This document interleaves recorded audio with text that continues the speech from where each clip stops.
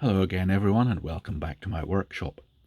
I had a question from Peter, who is building the CARF MiG-15, and it has separate air systems for the gear and for the doors, and there was some sort of failsafe system on the gear valve so that if it gets low pressure it will put the gear down. Of course, the problem Peter identified was that if the gear is up and the doors don't open because they're on a completely separate system, the gear cannot come down. How could he get it to do that? Well, my point was that you're going to need a fail-safe system on the door air as well, in case the door pressure drops. There's no point in having working gear if the door's pressure has dropped, and they won't open either. So the obvious thing to do is fit a pressure sensor, ideally a Jeti M-bar, but other brands are available. You need two of them, one in the gear system and one in the door system. And then if either of them senses pressure below your set threshold, the entire system has to go into its sequencing of opening the doors and bringing the gear down. So let's have a brief look at how you'd set up the telemetry controls and the logic switches to do that. I don't have two Jeti M-bars lying around spare, so I'm using the little device, which you can make yourself if you wish, from rc-thoughts.com, which allows you to emulate a couple of sensors. So as you can see here, I've emulating a couple of pressure sensors, one at say 76 and one at 100. Let's assume that that's the PSI. If we have a quick look then at how the model's been set up, if we have a look in the function assigned, I've got gear and door, and I've assigned the control there as the sequencer relevant to them. It doesn't particularly matter with a single air valve. You can use the sequencer to overwrite the channel. But of course, nowadays, a lot of people are using electric retracts with individual servos per door. And if you use a sequencer to overwrite one channel, what are you going to do with the other 2, 4, 5 doors? Well, what you do is use the sequencer to run the control. And then, of course, you can assign as many servos to that control as you want.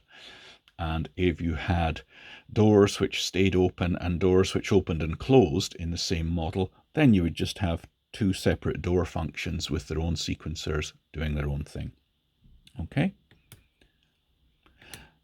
Next, we need the telemetry controls.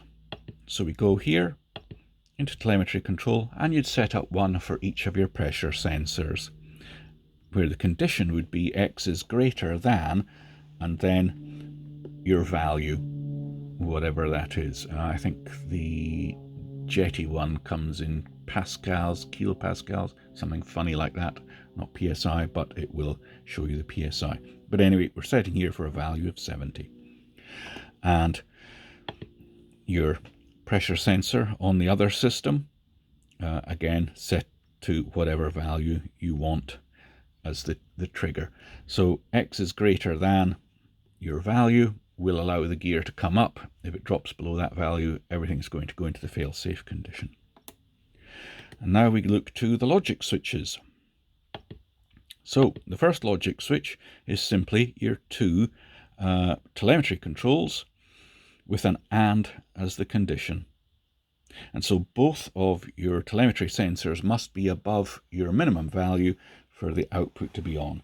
If I turn sensor 1 down to a low value, you can see that telemetry control MX1 has gone off, and therefore the output of the AND has gone off. Never mind the servos for the moment.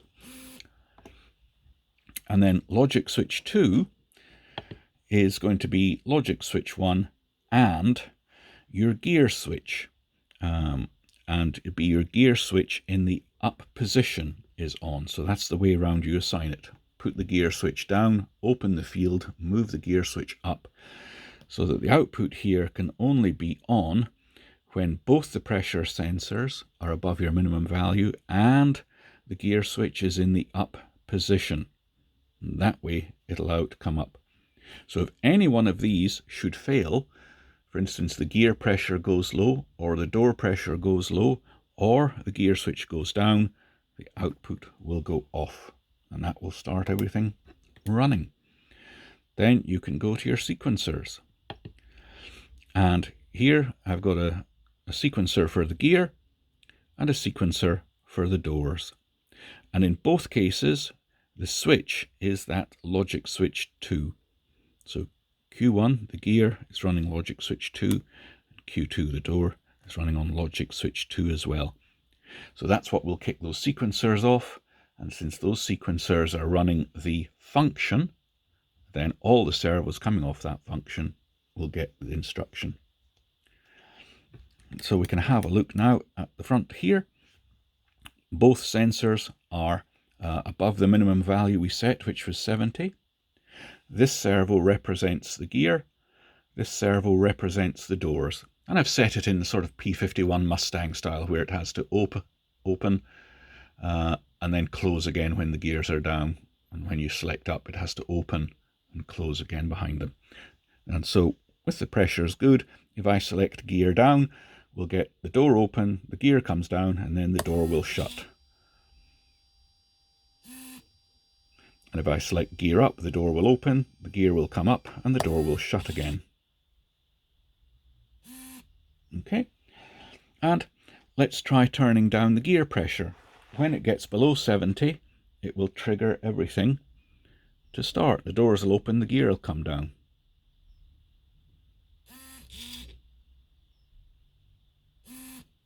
Of course, it tries to finish the sequence by bringing the doors up. Well, if there was enough pressure left to do that, fine, but the important thing is it got the door open and it got the gear down. We'll bring the pressure back up there, and now we'll turn down the pressure in the door system. And so if the door system starts to lose pressure below your set value, once again, it will trigger everything to get the gear down.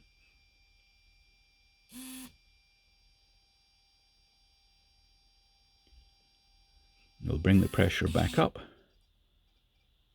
Everything's good. We'll select gear down. And we'll pretend that you forgot to pump up one of the air systems before takeoff, or in between doing that and taking off, you've actually got a little leak and a drop in pressure. We'll take the gear system. No, let's take the door system. To us, doesn't matter. It's all just synthetic at the moment. But one of your systems is at low pressure, and you go to select gear up, it won't. It will stay down, thus preventing you getting into any further trouble through loss of pressure. So there you go, folks. That's how to have gear failsafe when you've got separate air systems. And as I mentioned earlier, if you're using a servo per door rather than an air system, how to use the sequencer through the function rather than overwriting a channel.